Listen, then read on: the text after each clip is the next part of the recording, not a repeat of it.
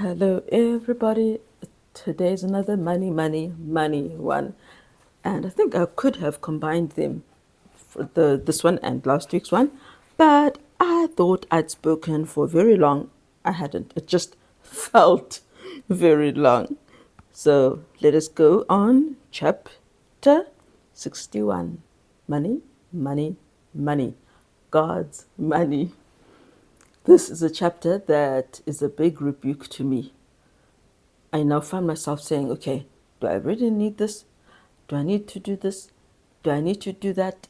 Even more after reminding myself of the things I should do. I confess I do not write down my expenditure. I just don't. Not because I don't want to, but because I'm overwhelmed, people. 6 children is a lot. So I'm overwhelmed and I'm still being mom and I'm still being sick and I'm still researching. So I had a book I used to. It was easier when there were just 2 children only. But now it's the last thing on my mind. I need to somehow remedy that, or maybe God will make allowances for it because He knows my situation. But He knows also that the things that I buy that are not necessary are like compared to what is necessary. So I hope he's understanding and forgiving. But let's do our best. Money is not necessarily a curse. It is of high value because if rightly appropriated, it can do good in the salvation of souls, in blessing others who are poorer than ourselves. And you can combine the two. Yes, you can bless souls by buying literature, handing out DVDs, but you can also give to the poor and minister to them that way. And then you're doing two for the price of one if you use your money wisely. By an improvident or unwise use, money will become a snare to the user, a curse, an enticement, a trap. He who employs money to gratify pride and ambition makes it a curse rather than a blessing. Unbelievable. Finally, South Africa has caught up to sister locks and micro locks, the locks that I've got. These are locks. People keep. Once upon a time, when I had many, many Adventists on my timeline, they would ask me, why do you wear braids when you claim to be a Christian Adventist? These are not braids, this is all my own hair. And I do it myself, and I did it myself. I started it myself. Micro locks on my own. All it takes is time. But my daughter, my oldest daughter, is not like me. She's not a I need to look neat all the time kind of person. So I eventually told her, you need to go because I can't stand anymore to do this. I can't cut your hair evenly, etc. Just go to the salon. My word, I had no idea how expensive it is to do hair. Even with your own hair, natural own, her hair is like this short. I'll show you pictures. And they charged too much money. Let's say it was over 3,000 Rand just to start micro locks. I would be rich if I'd gone round to all those adoptive mothers who had asked me to do their children's hair like I've done mine. I would be rich. It's crazy. This is wrong. It is wrong, people. Find another way. Find a cheaper way. Do it yourself. Learn. Or get a friend to learn and you pay them half. And because they're your friend, they'll be happy to. A true friend will be happy to do your hair. I had a friend before I went natural, fully natural, who loved doing our braids just for fun. For fun. I mean, it took hours, but she did it and didn't want payment. She just did it for fun. That is the kind of friend you must have. And if she can do hair, please ask your friend to do hair. You'll be saving God's money and putting it to a better use. There are many outsiders there who go to those salons. They will keep those people in business. Believe me, you're not doing them a favor. You're not saving them from poverty by going to them. Seriously, women, think twice about the cost of your hair or your fake hair. Please, for the love of God, really analyze your expenditure. Analyze what is truly a necessity. Money is a constant test of the affections. Whoever acquires more than sufficient for his real needs should seek wisdom and grace to know his own heart and to keep his heart diligently, lest he have imaginary wants and become an unfaithful steward, using with prodigality his Lord's entrusted capital. Wastefulness, a lot of waste with a lot of your money when you could be using it for God's own vineyard and God's desperate people. When the heart leans to its own preferences and inclinations, when the thought is cherished that money can confer happiness without the favor of God, as in outside of God's favor, then the money becomes a tyrant ruling the man. It receives his confidence and esteem and is worshipped as a god. I've told you that particular story many times now about the people who wanted to smuggle gold, bring gold into South Africa, but not declaring it. Those people who invested money that could have done good. So I'm not going to repeat the whole story again, but that time, at that point in time, money and wanting more of it was a snare. It was a tyrant and it became their God. All sense of what God desires husbands to be disappeared. The commands of God's word are set aside, and the world's customs and usages, which King Mammon has ordained, become a controlling power. Peter went to Prague for his anniversary. We should go to Prague. I've heard of a husband who said that. I don't even know what is there to do in Prague. If you want to go away for your anniversary, does it have to be far away and worth X thousand amount of tickets? And even that, people, I mean, God doesn't begrudge you your time away. God says you do need recreation. You do need a different environment to relax and breathe. But how different, how far away, and why are very important questions as well. Educate our people to get out of the cities into the country, where they can obtain a small piece of land and make a home for themselves and their children. That's what you must do when you've got money. Get out the city. When you've got enough money to get out, get out. That is what you should be doing. That's your first aim, not saving up 50,000 Rand to go to Prague, and then you have your hotel fees. And what are you going to do in Prague that you can't do? I don't know. I don't know. Ask God to change your tastes, your hobbies, your exercise. Ask God to find you a cheaper form of exercise, a more temperate form of exercise, not to be buying bicycles that cost like 30,000 Rand when you could just as well run or walk or get a 10,000 Rand bicycle. Ask why. What would God want?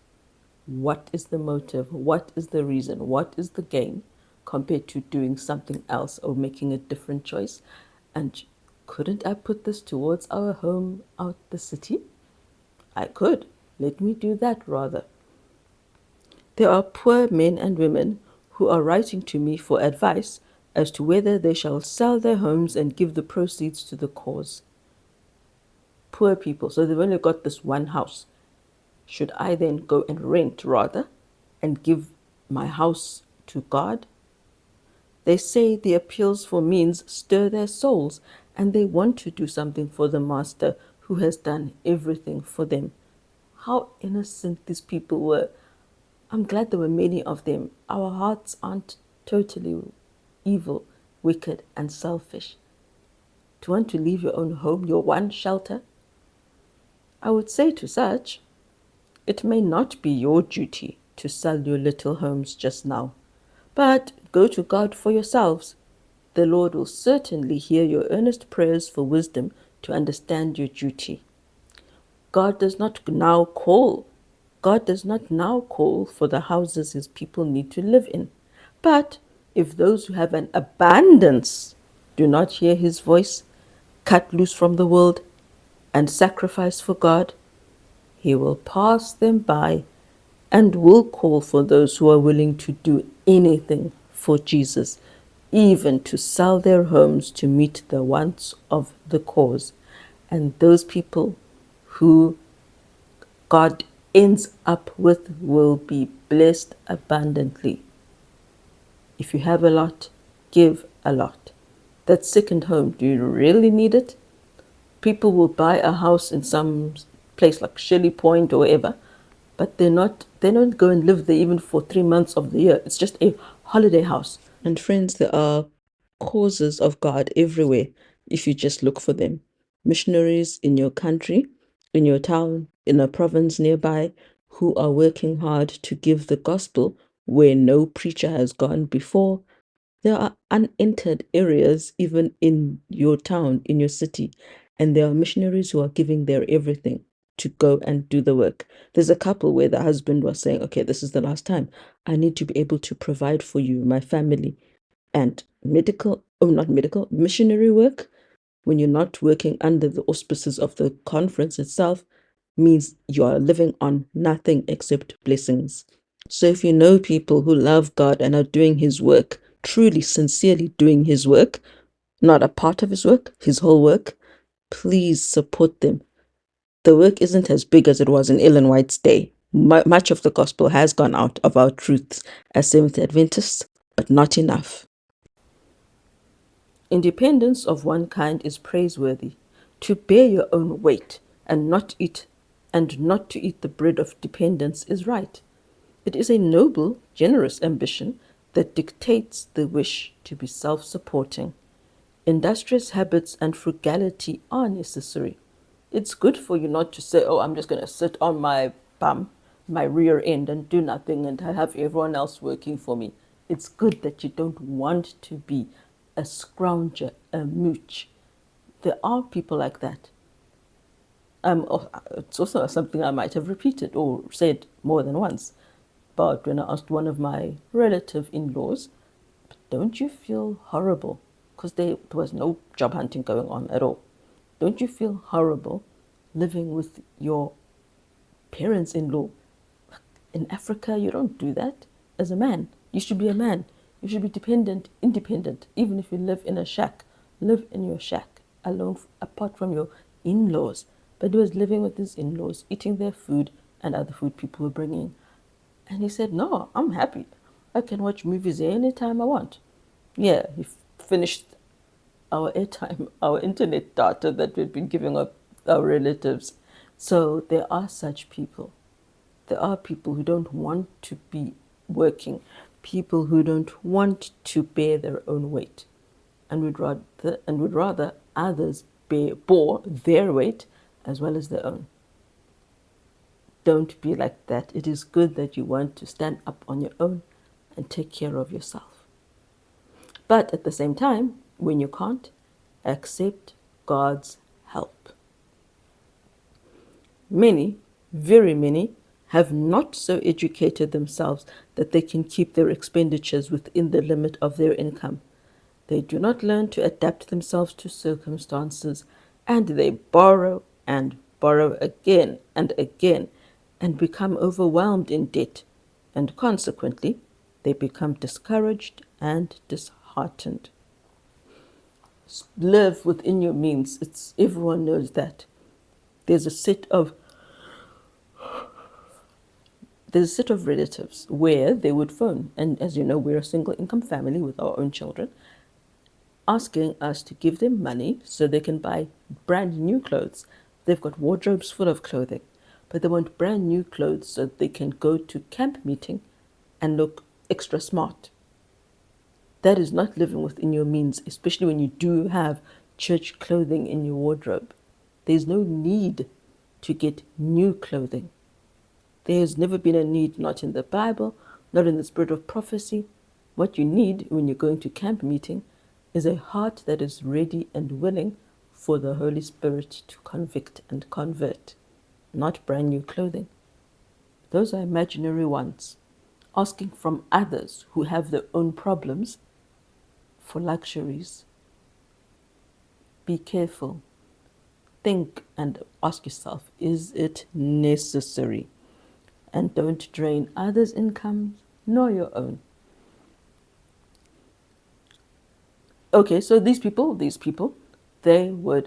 borrowed and borrowed and borrowed until they had a debt of 126,000 rand. A debt after they could not work anymore. How in the world will you repay that amount when you're now a pensioner? Impossible. Live within your means. If you can't afford it, don't borrow. Wait. Or ask a friend who might have extra to give you or borrow you. But to borrow and borrow and borrow, buying clothes from Edgar's, from who else sells Truett's, all those people on account just to look cool, buying cars for people who are drunks, like known drunks, that is also a bad use of God's money. Imagine if we could give cars to missionaries who are walking around because they don't have cars, being burnt by the sun, being blown by the wind. We can buy a car, it's fine if you've got the money, but who's going to use it and what are they going to do with it? So let's not borrow getting a car loan, especially for that you can't actually even repay. If you can't afford the monthly repayments, don't do it. Habits of self-indulgence or a want of tact and skill on the part of the wife and mother may be a constant drain upon the treasury. And yet that mother may think she's doing her best because she has never been taught to restrict her wants or the wants of her children and has never acquired skill and tact in household matters. Hence, one family may require for its support twice the amount that would suffice for another family of the same size. So sometimes it's not that the woman doesn't want to, it's her upbringing. If she was brought up rich and the family acted as if certain things are necessities, she will also assume they are necessities. So I will buy them. I must do that for my children. Just like I received, I have to. And then they go above budget. So we too need to check. Okay, what is our income? How much is going to insurance? How much is going to medical aid if you are working at a company that insists that you pay for medical aid? How much is going to the poor? How much is going to tithe? Obviously, take this tithe. And then you see how much can I actually afford while also preparing just in case there's no salary next month. Let's say the economy crashes or the job disappears. Can I leave anything for just in case? That's how we should view it as wife and mothers, as much as possible. All should learn how to keep accounts. Some neglect this work as non-essential, but this is wrong. All expenses should be accurately stated. As I said, I used to do this. It was not even written, it was typed. But time. If you have extravagant habits, cut them away from your life at once. Unless you do this, you will be bankrupt for eternity. Habits of economy, industry, and sobriety are a better portion for your children than a rich dowry. Rather let them see how to live within their means than for you to have all this money or buy all these things that you'll give them as an inheritance, just temporal goods. Let them see you being industrious, hardworking, and saving as much as you can. The more easily money is obtained, the less thankfulness is felt. Yeah, that's true. I'm sure we've experienced that from many people who we've lent money to. You ought to be careful that your expenses do not exceed your income. Bind about your wants. So you shouldn't say don't have any of your wants, don't supply any of them. Bind about. Keep them. Like say, okay, this is not a want that we need this month. Can we afford to wait until next month? Then that. Tighten your belt and see what is necessary. See if you can't find it cheaper, but still good quality elsewhere. Your wife loves to see her children dress in a manner beyond their means, and because of this, tastes and habits are cultivated in your children which will make them vain and proud. Some women love to live through their children. So they wanted the fancy clothing, expensive clothing when they were children. Now the children must have the fancy, expensive clothing when church or wherever it could be, when they could be just as happy in something more affordable, something more normal. We don't need the designer labels, one of a kind.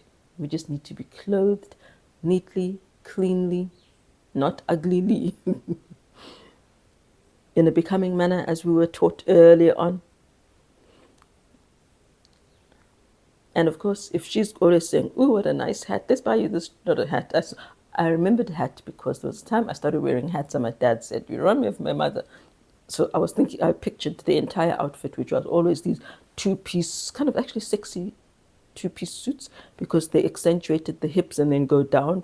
I've forgotten what it's called, not pinstripe, that's a stripe, but it goes down like this. It's not an A-line skirt. It, yeah, emphasizes, and then it's got a slit at the back and it's short. It looked good, but you could look good and modest and pure and still be very clearly not going to the shops if you wore something cheaper and less extravagant. Do not educate your children to think that your love for them must be expressed by indulgence of their pride, extravagance, and love of display. There is no time now to invent ways for using up money. Use your inventive faculties in seeking to economize. Love, your children must know that true love is shown in how you treat them, not what they get. Sadly, the world is into materialism, big time. What did you get? What new game are you watching this time? It's pervasive. It's even amongst adults at some workplaces. What did you get? What will you get next time? Do you have the latest one? My sibling, who is unemployed or basically not employed at all, who was living on my grocery, even had the nerve to tell me, "Yeah, you should upgrade your phone." A perfectly working phone. That's what she means by bind about your wants. If your phone is working, it's not cracked, it's actually fine. Why would you tell someone they must upgrade, get something more expensive? Do not teach your children that when there's a new iPhone or a new Samsung out, they must get it. All we need is something to cooperate, to communicate with. To care for the body by providing for it food that is relishable and strengthening is one of the first duties of the householder. It is far better to have less expensive clothing and furniture than to stint the supply of food. But some people will buy the furniture on account, expensive, fancy furniture, and have nothing left for food. Food comes first. More than expensive fancy suits, more than expensive fancy furniture. Some householders stint the family table in order to provide expensive entertainments for visitors. This is unwise. In the entertainment of guests, there should be greater simplicity. Let the needs of the family have first attention. If you're not going to spoil your family, do not spoil a visitor. Unwise economy and artificial customs often prevent the exercise of hospitality where it is needed and would be a blessing. So, we don't actually need to be hospitable to everybody. And we might not be able to be a blessing to everybody. If someone is heavily and deeply entrenched in their sins, by you having them to come and eat from your table, they're not going to gain. You know, like how Christ sat with the sinners and taught. This one is unteachable and he doesn't need to come to your table. He's got the funds to go eat for himself wherever he's staying. Let's say he's come on holiday, something like that, for example. Those people don't deserve your table. The people who will eat your food and then go and get a beer afterward and then go and wash it down with more pizza and whatever else they're going to buy. We don't actually need to invite every single person to our homes. But there are people who should be here, people who would be a blessing, a good influence to your children, people who would encourage your children on their narrow way walk, because you take upon yourself the habit of wasting money. Now you don't have money to entertain those people. The regular supply of food for our tables should be such that the unexpected guest can be made welcome without burdening the housewife to make extra preparation. There should always be enough for that extra plate. That's something I think many of us have heard of. So let's keep our wants so tiny that we can afford the extra plate.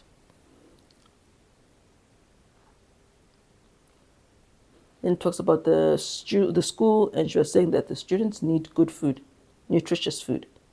However poor the school is, they should have an abundance of wholesome food. But then they should gather up the fragments that nothing is wasted. So if you're going to use, like if you've got the peels, put them in your vegetable garden as compost. If you have, I don't know what left over, put it in a different meal. Save money that way. You must help each other. Do not look upon it as a virtue to hold fast to the purse strings, refusing to give your wife money.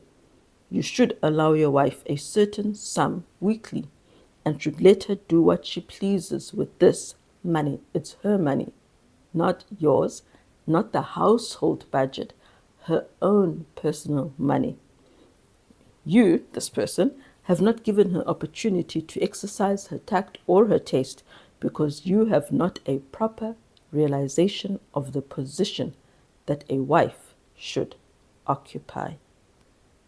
Your wife has an excellent and a well-balanced mind, but too many men marry women and treat them like children, so they want to think for them. Why did you buy this? What did you buy with today? Why would you do this? It's her money. Don't question her. She only owes an answer to God.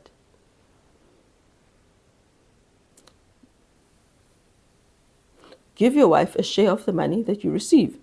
Let her have this as her own, and let her use it as she desires. She should have been allowed to use the means that she has earned as she in her judgment deemed best. If she had had a certain sum to use as her own, without being criticized, a great weight would have been lifted from her mind. There is nothing as demeaning as being made to feel like you have to be accountable to someone for your adult choices. It's not on. If I'm not going to buy meat and bring it to the family, you have no right questioning me and asking me what I went to buy at Pick and Pay with my own money. So, men, if your wife is a wonderful, good, excellent-minded housewife, give her the household money and her own money, and she can do whatever she wants with it. We cannot make the heart purer or holier by clothing the body in sackcloth or depriving the home of all that ministers to comfort, taste, or convenience. So, on the other hand, don't just buy wooden chairs because you're saying sofas are too expensive. Wooden chairs are not comfortable. Make sure that your family can be comfortable and at ease in your home. Comfort, taste, or convenience. If you can afford a washing machine, get the washing machine. Then she can do other things instead of slaving away bent over the bathtub, hurting her back and her fingers when you've got the money. Convenience is also important. And convenience helps with efficiency. God does not require that his people should deprive themselves of that which is really necessary for their health and comfort. But he does not approve of wantonness and extravagance and display. Health and comfort. I wear expensive shoes because of my health. I would have never looked at a pair of Hokas before until ankylosing spondylitis came and hurt the bottom of my feet.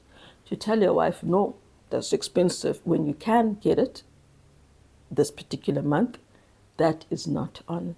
God doesn't want that. Health and comfort. Help your family to be as healthy as they can be. If you can afford to remove the carpet and they're allergic to dust mites, don't say, well, God said we must not be extravagant, so I'm going to keep the carpet there. Rip out the carpet, put on some tiling or laminate flooring or something that is safer for her or for your child, whoever it is.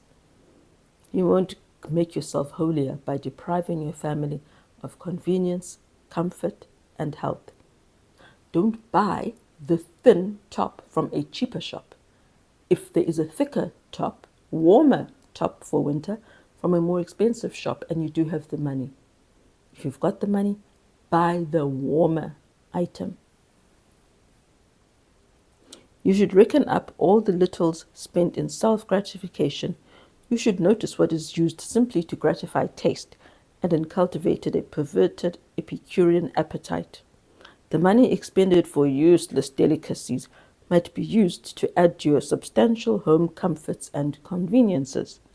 You are not to be penurious. You are to be honest with yourself and your brethren. Penuriousness is an abuse of God's bounties. Keeping everything, I must keep it all, I'm not going to do anything for the house, for the home, for the children. That's an abuse of what God has given you to use. Lavishness is also an abuse. The little outgoes that you think of as not worth mentioning amount to considerable in the end. Calculate how much you'll have spent over a year of doing whatever it is that you want to do, or buying or paying for that service, and ask yourself if it's really worth it.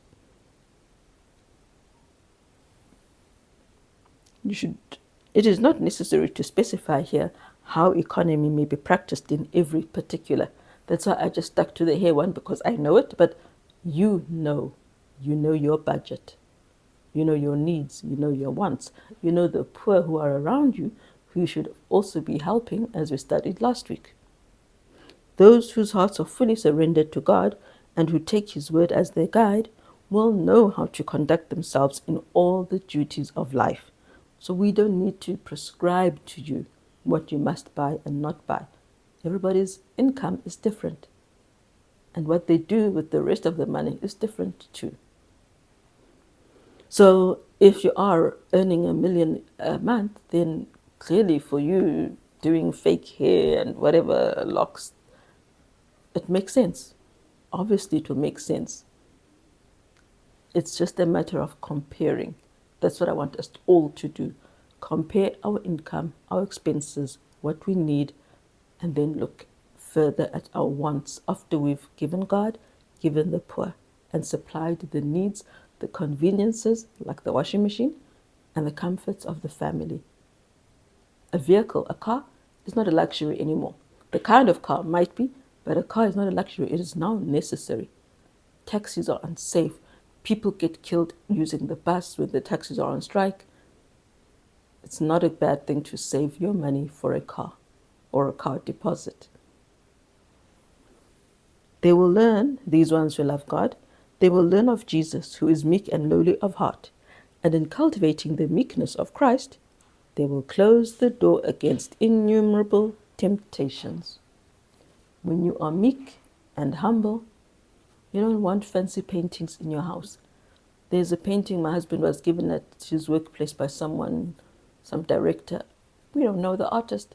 It's hanging right behind my video, my phone, as I'm recording. We don't know who it is. It doesn't look beautiful to us. It doesn't appeal to us. The tastes, it's like the person has it because it's an expensive, it's an expensive painting. People out there who know art think it's amazing, but it's not necessary for any of us. So yes, think about it, folk. Some things, no matter how rich you are never ever going to be a necessity in God's eyes.